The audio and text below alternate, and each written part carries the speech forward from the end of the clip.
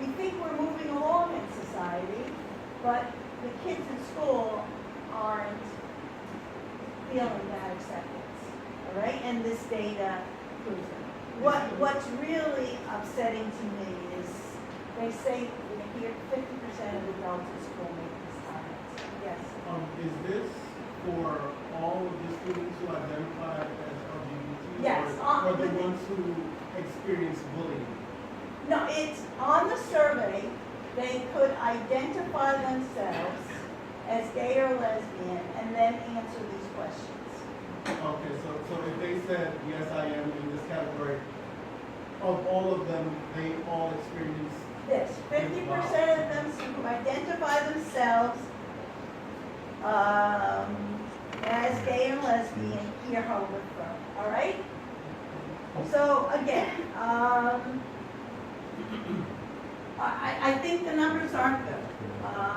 And we, I think there's a little bit of disconnect. When asked these same students, well, do you ever tell anybody about it? So over 50% never tell anybody. All right? About a quarter of them sometimes tell school, sometimes tell their parents. And the lowest number are the kids who tell somebody. All right? So, again, what's going on isn't great, and the kids aren't talking to us about it.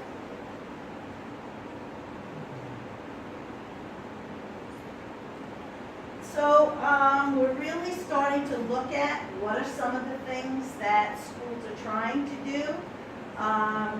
Have support groups for kids in school, clubs, things like that. Have training for staff.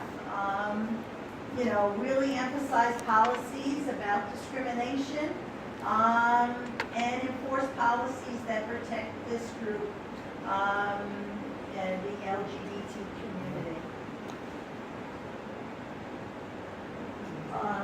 Another group that is often the target are kids who are disabled, and it can be something as minor. I've heard kids who were teased because they had peanut allergies, to kids who are in wheelchairs, all right? It runs the gamut, all right? The bullying is a direct result of their disability, and because of the disability, they are more likely to face rejection and kind of have a lower social status in school. As I mentioned to you, many kids with disabilities have sort of social skill issues or problem-solving issues and decision-making problems, and often that makes them targets of bullying, or sometimes has them engage in the bullying.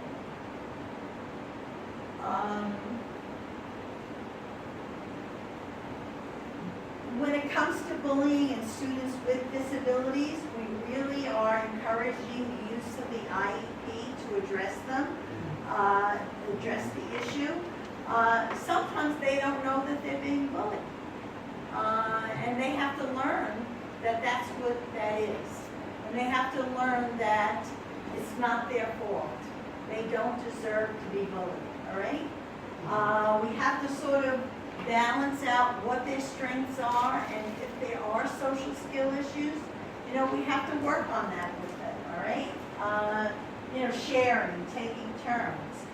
We have to help keep these kids safe. Sometimes it's, we need to have these kids leave class a little bit before the other kids, because most of the bullying does take place in the hall. So we let them leave first. Sometimes things are so drastic, we need an adult, shadowing them as they go from class to class. So schools are doing many different things, right? So, okay, I'm losing my voice.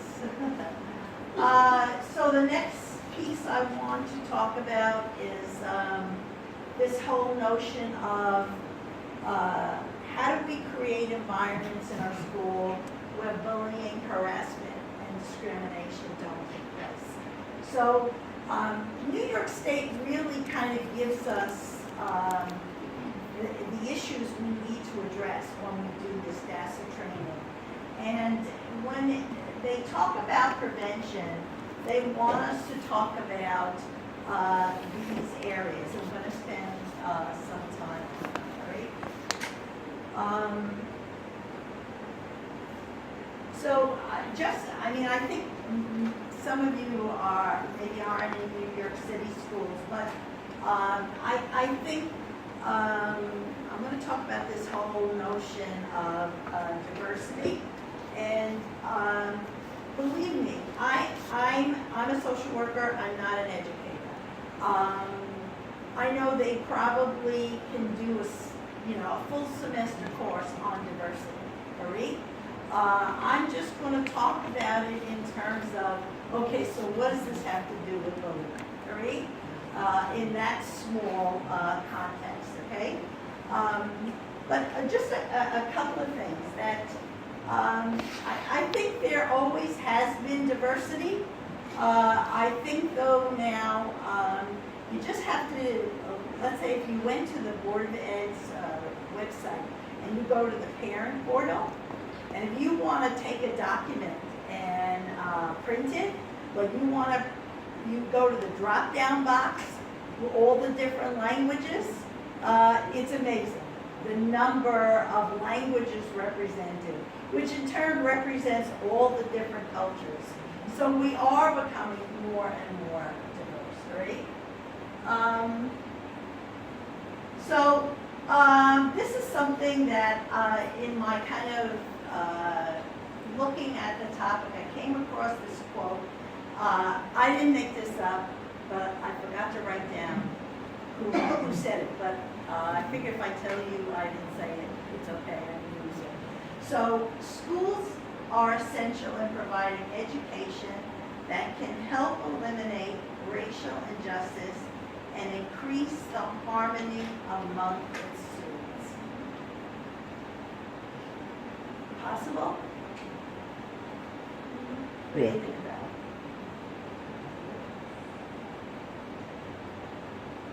Schools can eliminate racial injustice.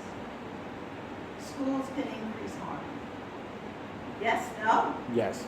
Yeah. We can increase harmony. Eliminate racial, somewhat.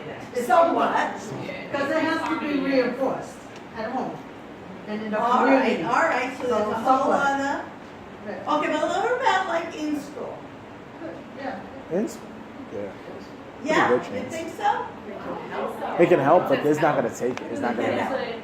It's not gonna take the whole problem away. Okay. It'll, Are essentially providing education that informs students about racial injustice and empowers them to be able to deal with it when it applies. Okay, That's what so should be said, I think, we have to, part of our job is to inform them about racial injustice and also inform them about the ways to address it.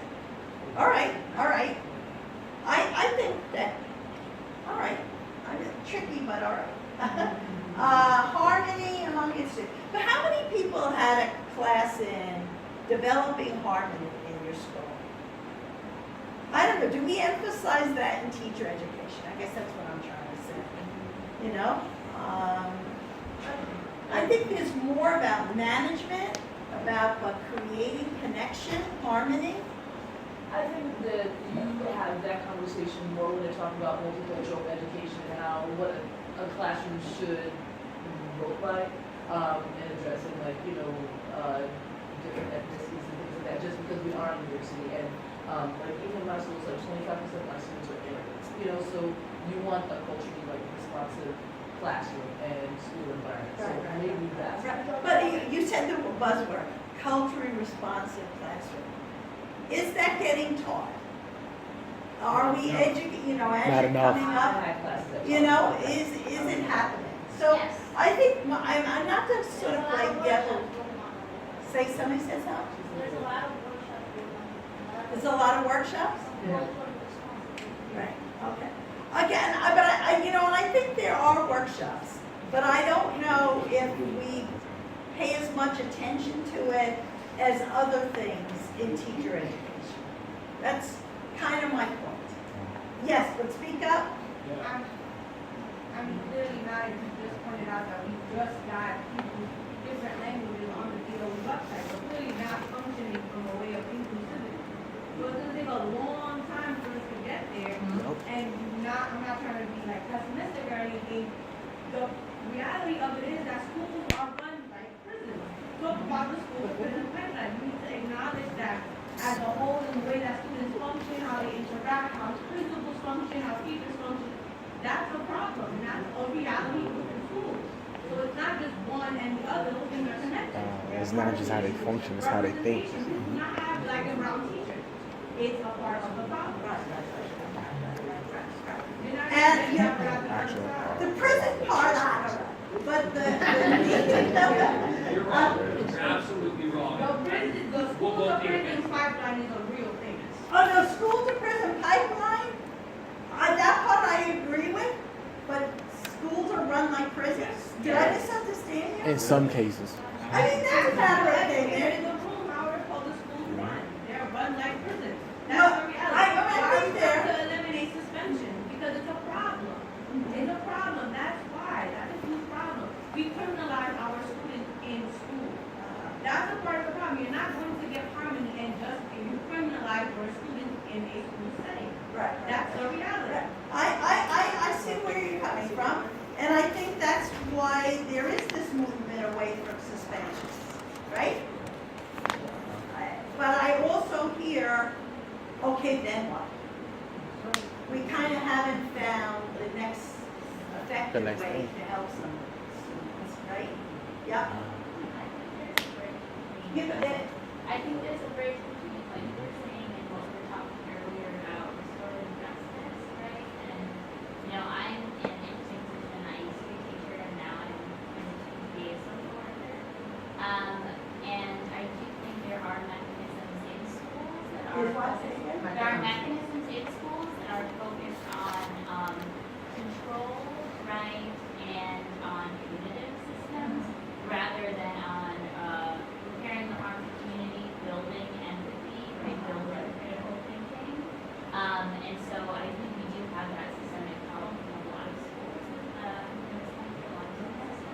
And I think that different populations are differently affected.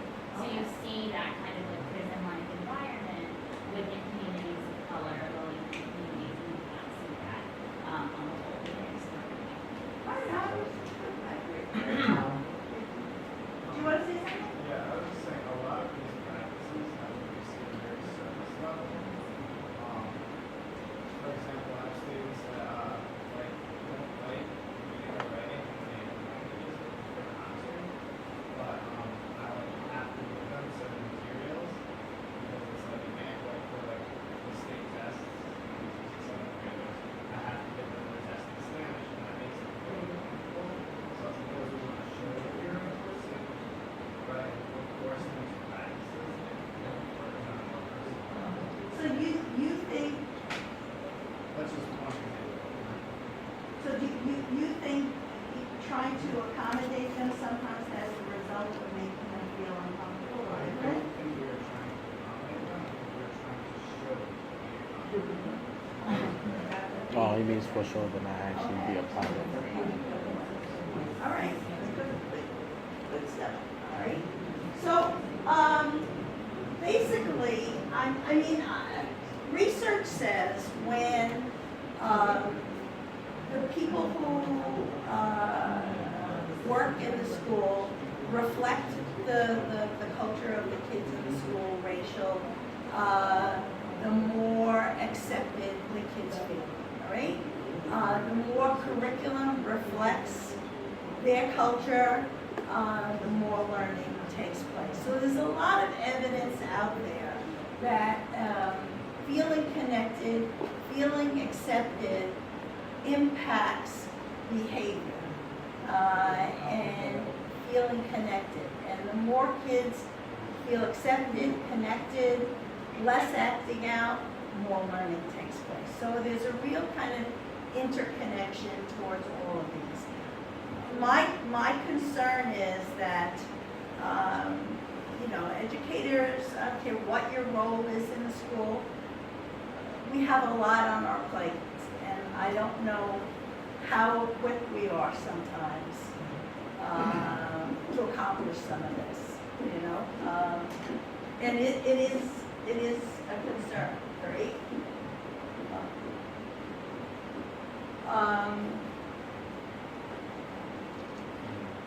Diversity has always existed, and diversity isn't just about different race, religion. Diversity can be you're good at art and I'm good at math, right? That's diversity. What we've learned is that Thank you. when we value diversity, there is greater acceptance that when we kind of live in a world where you're being different from me is valuable. It adds to you know, what is happening here. But how do we get to that point of recognizing diversity and valuing diversity? And I think that's really challenging. I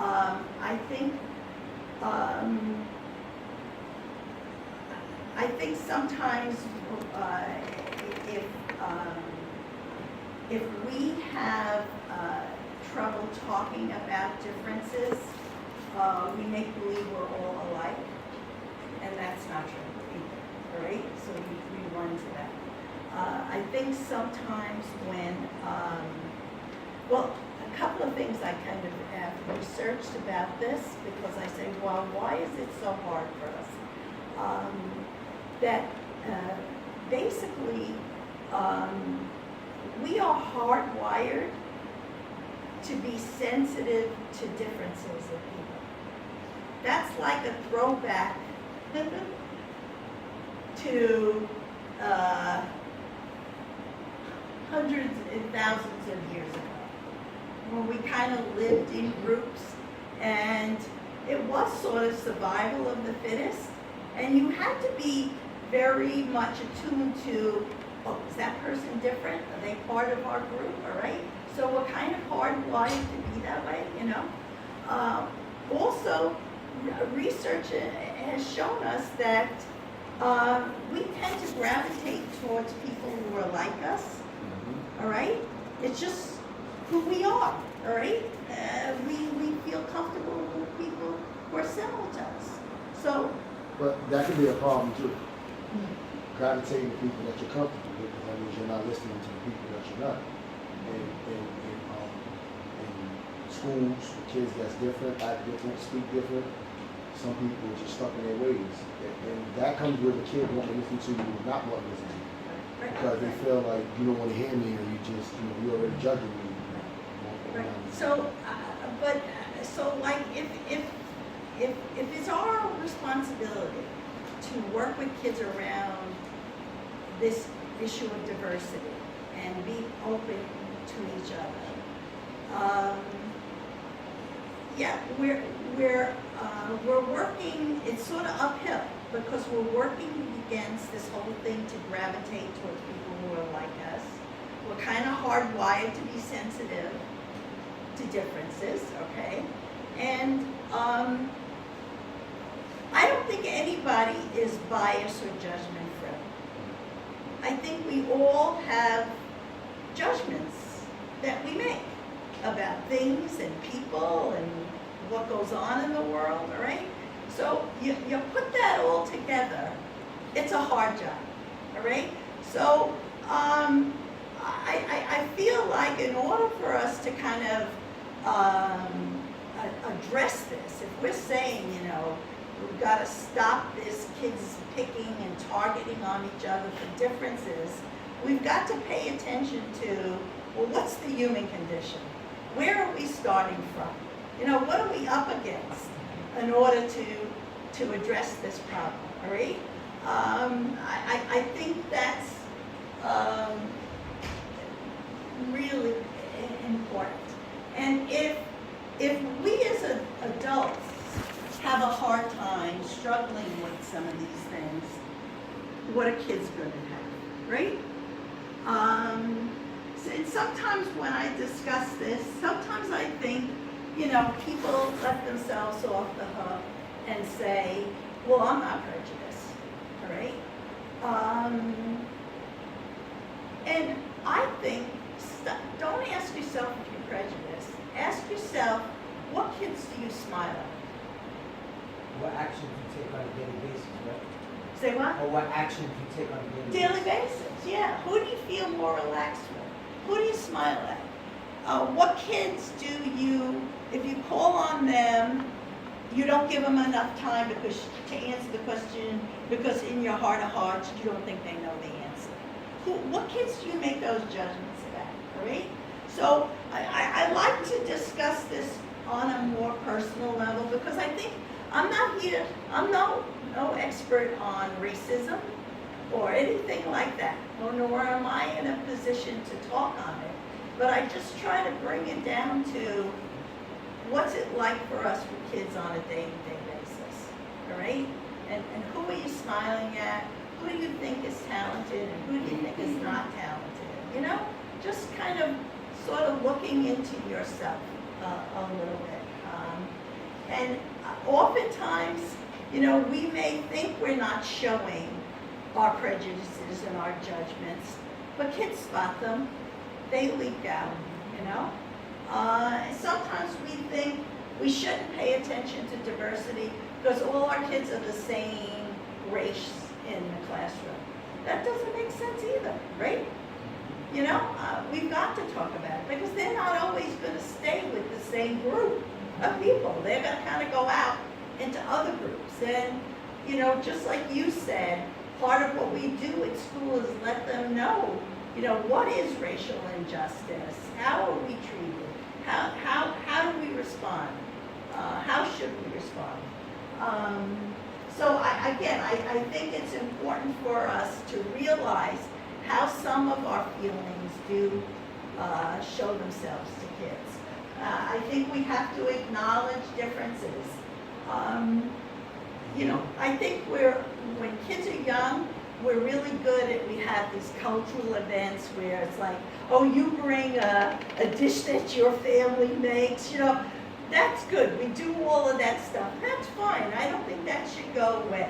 But then we sort of go, we stop it. We don't kind of get to the more complicated stuff about talking about, what's going on in today's society, Well, I was gonna say, even with that, it's like you have to be really careful.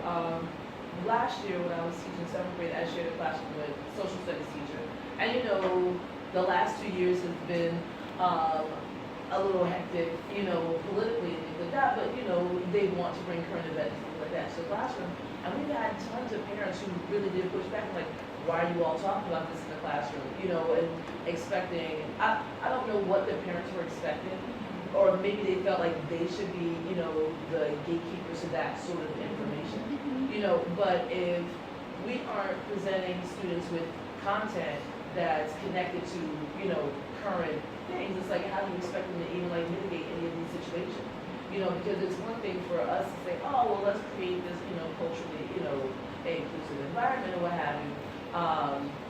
But that comes with difficult conversations, and so like with those things, like you really do have to like walk that line really carefully because there is a lot of pushback on the side of like parents and things like that, not necessarily wanting, to have those conversations. It's complicated. And then who's having those conversations, who's leading But- those But conversations. it's absolutely what she's saying, like, if the parents are saying to us as teachers, you shouldn't have that conversation, why you're not having that conversation with kids, why you're not bringing it to the table, if it's at the dinner table, if you have a complication with it, what's the problem with us as teachers, we're with the kids on an 8-hour basis, and then a lot of the parents want us to do all this stuff for these kids, but we're trying to teach them. We're trying to teach them these things. Right? You're the biggest teacher. Parents are the biggest teachers, I think. I feel parents are the biggest teachers because you're with the kids 24/7. They see this is how you do things on an everyday basis. And that's why I agree with you. So it has to be on a daily basis that the parents should be there. But I think the goal shouldn't be that I'm gonna get your kid to think this way or that. No, yeah. And that they know what's going on in the world, all right? And I think that they are able to express their point of view, and most importantly, listen to somebody else's point of view. I mean, it's very important that, if you speak about those things, then it comes back to where you say people are stuck in their ways, their way of upbringing, their way of, religious beliefs. So when you open to teaching kids things in classes, you gotta understand the body is different because you got all different type of backgrounds. So if I'm teaching your kids something, you go home and you say, well, I'm teaching my kids something, I was taught not to do this or not to do that. So that's when they bring that into the classroom instead of the kid actually being open to learn. Because like one of the things I think that's important is why I reflect with sports so much is because it teaches you to accept people for who they are. And you can learn so much about them. Right. Just being able to accomplish goals together, not having individual goals or team goals, Right, you right. be able to Yeah, learn. it's the whole entity, Right. exactly. I think besides, acknowledging differences, and going from the simple things like, learning about each other's cultures, but then go to more complex situations. The other thing is,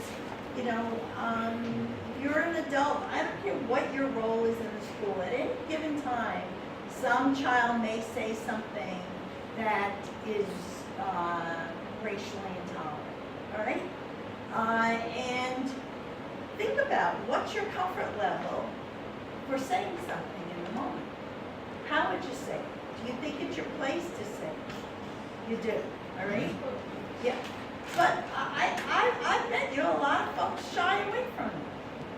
Because either, you don't care, or maybe you agree with what the kid is saying.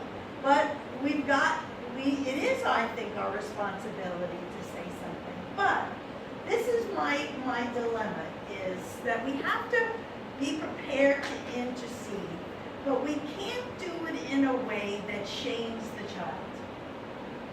You ever be in a situation where someone will correct your mistake, but they do it in a way where you can keep some of your dignity? But if you shame a kid, I think then they're not going to listen to why are you calling them on this, all right? So if, let's say, a child says something that you feel might not be appropriate, to stop and say, I'm curious what you just said. What do you think it's like for people who you just talked about? What do you think it's like for them to hear stuff like that? Did anybody ever say that about the group you belong to? What would it be like for you to hear something like that about the culture you belong to? You see the difference? You know what I'm saying? So, again, I think we have to intervene, but we have to intervene in a way so that the child is listening, all right? And sometimes that takes a little bit of take a deep breath and think a little bit, you have to, it's hard to be spontaneous a little bit, but I think once you've kind of had some of those situations under your belt, because basically what you want them to do is get them to think about what they just said. And what's it like for other people to hear it? What if it's said about them? If you can accomplish that much, I think that, to me, that's important, all right? Again, emphasizing the positive. When you see respect, give and take, kids listening to each other, remember what I said. And you want to see them repeat a behavior, praise them, support the behavior, all right? And sort of use teachable moments. I'm sure, some of you have had this experience when you're out with your kid, and let's say you're in a store, and somebody comes in a wheelchair, right? And your kid's like this, because they don't know anybody in a wheelchair. So what do? We tug at them, stop, right? and then we move on, and we stop the behavior, that's what we care about, right? But sometimes to have the conversation to say, I saw you look at that person in the wheelchair. I know we don't have somebody in our family who's in a wheelchair, you've never seen anyone, right? I just want you to know, they are like us. They may like sports. They may like to cook. They may like to read. The difference between them and us, they don't have use of their legs. Okay? Sort of taking the moment to explain what the difference is. It's hard sometimes, especially when you're in a classroom, trying to manage kids. Using these teachable moments can be very difficult, you know? But I always say, you can always get back to a moment. If you can't think of the words at the time, you can always kind of go back. You know, yesterday when this happened, I was thinking about it, and then take the time to say something like that, all right? Again, very tricky, but important, all right? So, you know, again, when I said, you know, how do we do this harmony thing? How do we, you know, learn about each other? And it really is about taking the time to learn about your students. Sort of what's the difference between how do we talk to each other respectfully instead of name calling, helping them learn the difference between those two things. Allow time for students to learn about each other, giving them time to talk about diversity. And I think this is the most critical thing, is taking time to know what your own cultural biases and assumptions are. That's key. It's funny that you said that, because then it goes back to your moral standards of your upbringing, how you was raised, what you were taught. Right. Those are a lot of your biases that you're actually teaching. Exactly. You know, like your grandmother told you a story about an incident of a problem she had with the shopkeeper who shortchanged her a penny, and like it stays in your head, you know, and you kind of grow up through life having all those stories and making judgments based on that. And how do you get loose of some of that thing? How do you pay attention that that's going on inside of your head, you know? Well, the last chances the DOE had, like, everybody had to do implicit bias training.